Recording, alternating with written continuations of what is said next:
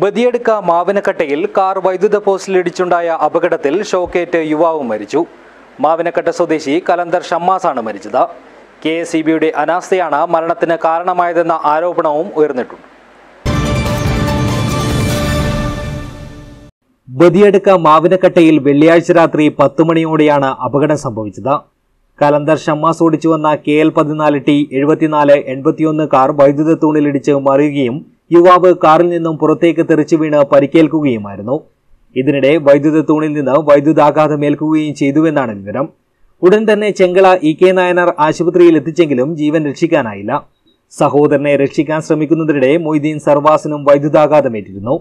സംഭവ സമയത്ത് line of ചെയ്യാൻ KSEB ഓഫീസിൽ വിളിച്ചിരുന്നെങ്കിലും ഫോൺ അറ്റൻഡ് ചെയ്തിട്ടില്ലെന്ന പരാതിയും ഉയരുന്നുണ്ട്.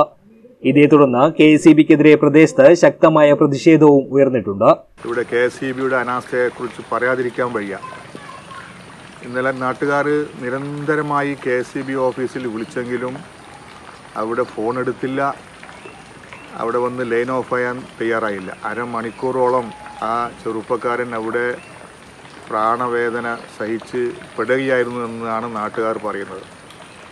അപ്പോൾ ഈ KSEBയുടെ അനാസ്ഥക്കെതിരെ ശക്തമായ പ്രതിഷേധം രേഖപ്പെടുത്തുകയാണ്. ഇത്തരം കാര്യങ്ങൾ ആവർത്തിക്കാതിരിക്കാൻ ശക്തമായ നടപടി വേണം. നാട്ടുകാർ നിരന്തരമായി KSEB ഓഫീസിൽ വിളിച്ചിട്ടും അവർ ലൈൻ ഓഫ് ചെയ്യാൻ തയ്യാറാവാത്തത് മൂലം ആണ് ഇത്തരം ദാരുണമായ സംഭവം ഉണ്ടായത്, മരണം സംഭവിച്ചത്. നാട്ടുകാർ പറയുന്നത് KSEB വളരെ പെട്ടെന്ന് അവിടെ ലൈൻ ഓഫ് ചെയ്തിരുന്നെങ്കിൽ ഈ യുവാവിൻ്റെ ജീവൻ രക്ഷിക്കാമായിരുന്നു എന്നാണ്. ഗുരുതരമായി പരിക്കേറ്റ സർവാസിനെ മംഗളൂരുവിലെ ആശുപത്രിയിലേക്ക് മാറ്റി.